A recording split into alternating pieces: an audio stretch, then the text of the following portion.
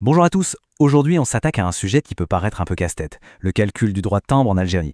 Mais promis, à la fin de cette explication, tout ça sera limpide. Fini les secrets, on va tout démystifier ensemble. Voilà la grande question, n'est-ce pas?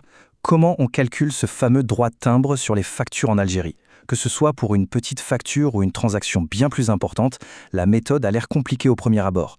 Eh bien, l'objectif aujourd'hui, c'est de rendre tout ça super simple, clair et surtout facile à appliquer au quotidien. Alors comment on va procéder? C'est simple. D'abord, une petite introduction pour comprendre de quoi on parle.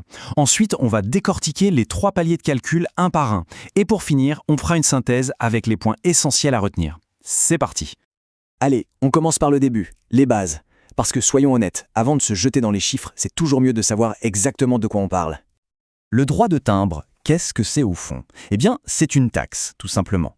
Mais attention, il y a un truc vraiment crucial à garder en tête, son montant dépend toujours du montant total de la transaction. C'est la règle d'or, le principe de base qui va guider absolument tous les calculs qu'on va voir ensemble.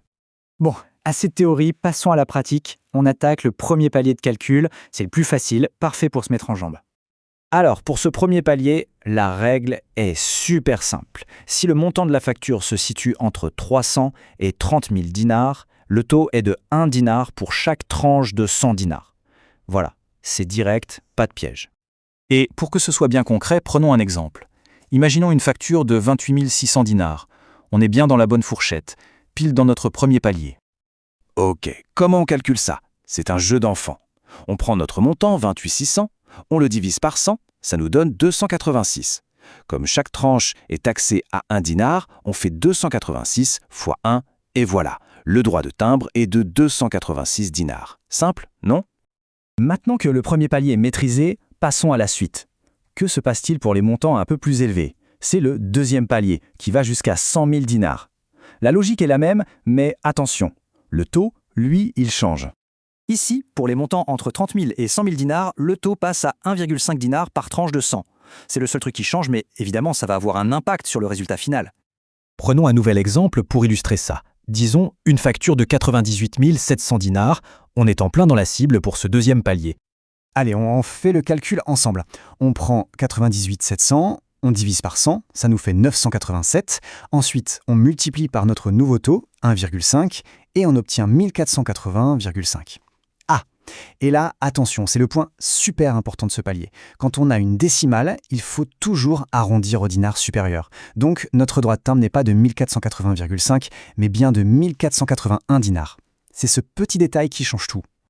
On a vu les petits montants, les montants moyens, il nous reste la dernière catégorie, les gros montants, tout ce qui dépasse 100 000 dinars.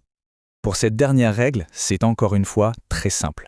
Au-delà de 100 000 dinars, le taux est de 2 dinars par tranche de 100.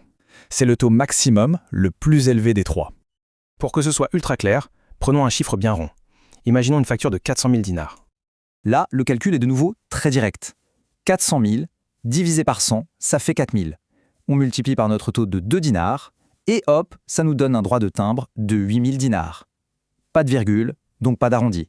C'est net, précis, efficace. Voilà, on a fait le tour de tous les cas possibles. Maintenant, pour être sûr que tout est bien clair, on va faire une petite synthèse. C'est le moment de récapituler ce qu'il faut absolument retenir. Alors, en résumé, jusqu'à 30 000 dinars, c'est un taux de 1. Entre 30 000 et 100 000, on passe à 1,5. Et pour tout ce qui est au-dessus de 100 000, c'est un taux de 2. Ce tableau, c'est un peu la super anti-sèche. Il résume tout ce qu'on vient de voir. Très pratique pour y jeter un œil rapidement. S'il y a 3 choses à retenir de tout ça, ce sont celles-ci. Premièrement, la base de tout, c'est toujours le montant total de la facture. Deuxièmement, la formule magique est toujours la même, on divise le montant par 100 et on multiplie par le bon taux. Et troisièmement, le petit détail qui change tout, ne jamais oublier d'arrondir au dinar supérieur s'il y a une décimale. Avec ces 3 règles en tête, franchement, le calcul devient super facile. Ok, on a vu le comment faire, on maîtrise la technique. Mais ça ouvre une question un peu plus large, non? Le pourquoi. Au-delà de cette simple formule, on peut se demander quelle est l'importance de ces toutes petites taxes dans le grand puzzle de l'économie? C'est une question intéressante pour prolonger la réflexion. En tout cas, merci d'avoir suivi cette petite explication et à très bientôt.